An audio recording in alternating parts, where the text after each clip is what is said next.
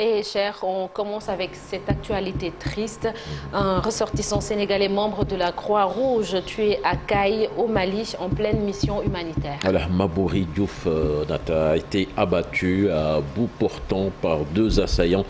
C'était à bord d'une moto dans cette région hostile du Mali.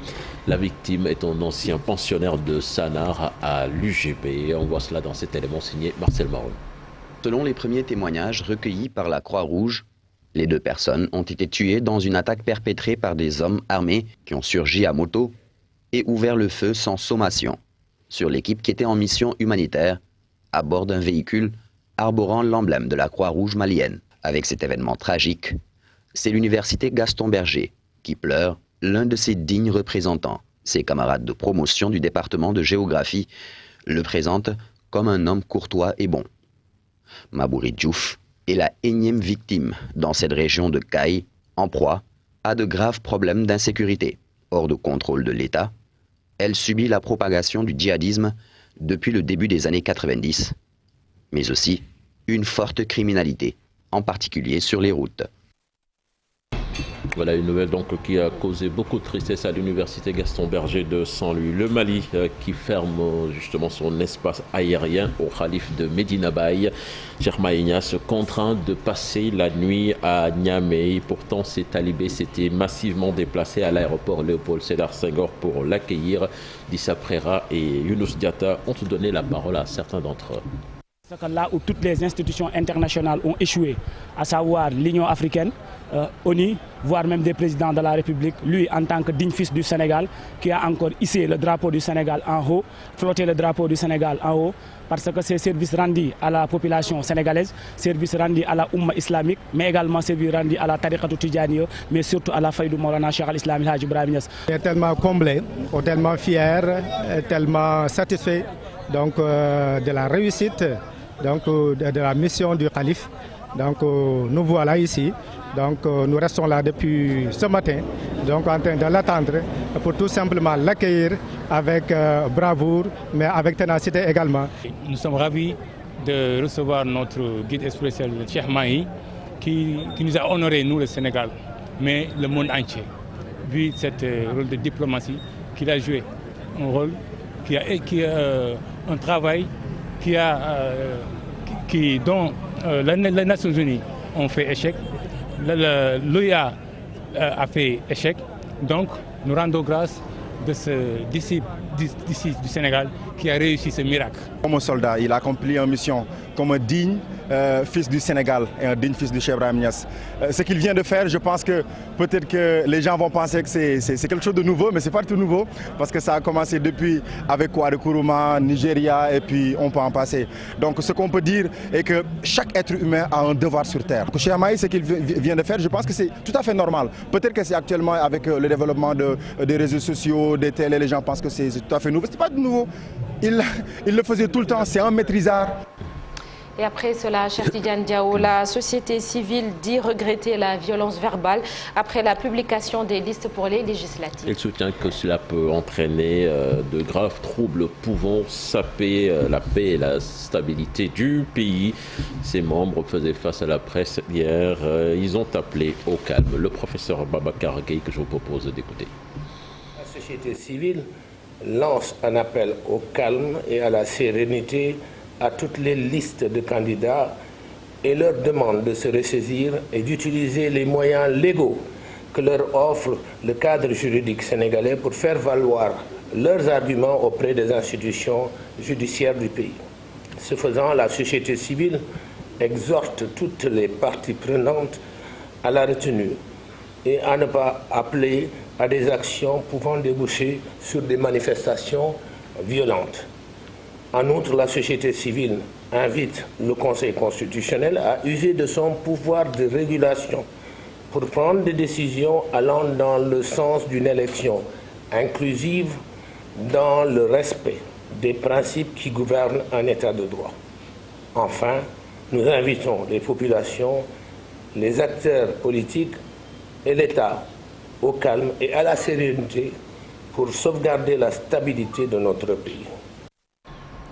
Et puis, cher Tidiane Diao, confiance et sérénité affichées chez les Lions lors de leur avant-dernière séance d'entraînement avant la rencontre face au Bénin. C'est demain. Voilà les Lions donc qui ont effectué leur 4e séance d'entraînement hier au stade annexe de Maître Abdoulaye Wade, donc à 2 jours de leur face-à-face avec des écureuils du Bénin. Ils comptent bien défendre leur statut de champion d'Afrique en s'imposant.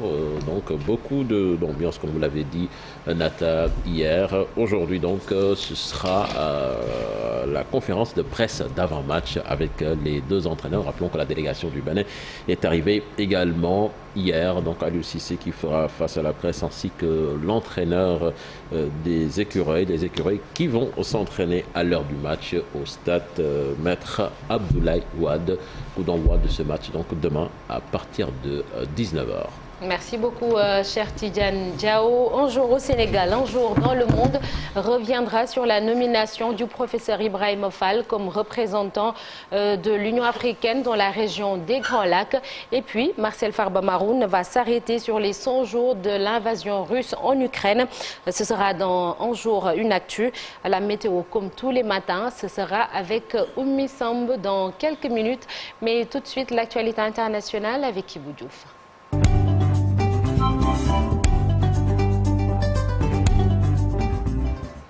Ibou Diouf, bonjour Ibou. Bonjour Sokhna Nata et belle tenue, comme disait notre regretté professeur Aliou Touré Dia. Merci beaucoup. C'est vraiment télé. Merci beaucoup Ibou Diouf. Alors, Juma Moubarak à nos chers téléspectateurs qui nous suivent à ce moment et bonjour également à toute la team. Alors, direction la Guinée, nos voisins, un jeune homme a été tué par balle dans la capitale Conakry.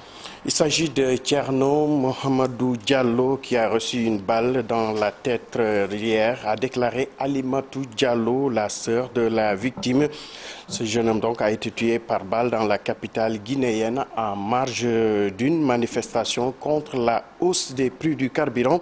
A annoncé donc sa famille également. La police et un procureur ont confirmé la mort du jeune homme âgé de 19 ans et promis d'ouvrir une enquête. Il s'agit de l'un des premiers meurtres civils liés aux affrontements entre les forces de sécurité et les manifestants depuis que le colonel Mamadi Doumbouya a pris le pouvoir face à l'ancien président Alpha Condé en septembre dernier. En République démocratique du Congo, retour au calme à Goma, les déplacés donc regagnent leur maison quelques jours après les affrontements violents entre l'armée et les rebelles du M23. L'incertitude et la désolation règnent auprès des habitants traumatisés donc dans cette localité de Nyarangongo, dans l'est de la République démocratique du Congo. Beaucoup de déplacés sont encore entassés dans des cours d'école à quelques kilomètres de Goma. Le président en exercice de l'Union africaine porte un message de paix car dans la guerre entre la Russie et l'Ukraine, le président Macky Sall a donc quitté hier Dakar pour se rendre en Russie. Aujourd'hui même, vendredi, les 2 hommes vont s'entretenir à Sochi au menu donc des discussions comme annoncé au chancelier allemand Olaf Scholz à Dakar le 22 mai dernier. Président Macky Sall réitérera donc la position africaine de contribuer à l'accalmie, de travailler à un cessez-le-feu et à la paix, précise la présidence sénégalaise de l'Union africaine. Au Yémen, le président américain Joe Biden salue le renouvellement de la trêve et demande qu'elle devienne permanente. Il a salué donc hier le renouvellement pour 2 mois de la trêve au Yémen et a exhorté les belligérants de poursuivre les efforts de négociation. Les 2 derniers mois au Yémen, grâce à la trêve donc conclue en avril, ont été parmi les périodes les plus pacifiques depuis le début de cette horrible guerre il y a 7 ans. En Turquie, la Turquie se fait désormais appeler Turquie à l'ONU à cause d'un volatile. Voici pourquoi donc le pays demande désormais à être appelé Turquie au lieu de Turquie en anglais qui signifie d'Inde et qui peut donc revêtir une connotation négative. Un courrier officiel donc a été déposé à l'ONU par Ankara pour que ce pays change totalement de nom. Le changement est immédiat, a indiqué donc Stéphane Dujarric, porte-parole de la secrétaire générale de l'ONU, Antonio Guterres. Sokhna Nata, et pour terminer, une note de santé, le ministère de la Santé et de la Protection sociale du Maroc a annoncé hier un premier cas confirmé de la variole du singe. Dans un communiqué, les autorités marocaines estiment que ce serait un cas importé de l'étranger. Immédiatement, après avoir obtenu les résultats des analyses de laboratoire et du cas confirmé, les centres nationaux et régionaux des opérations d'urgence de santé publique ainsi que les équipes d'intervention ont rapidement commencé les enquêtes épidémiologiques afin d'établir une liste des cas ayant déjà été en contact avec la personne infectée. Merci beaucoup Ibou Diouf. Rendez-vous tout à l'heure pour la version Wolof. Le président de la République Macky Sall, président en exercice de l'Union africaine, va s'entretenir avec le président russe Vladimir Poutine aujourd'hui à Sochi.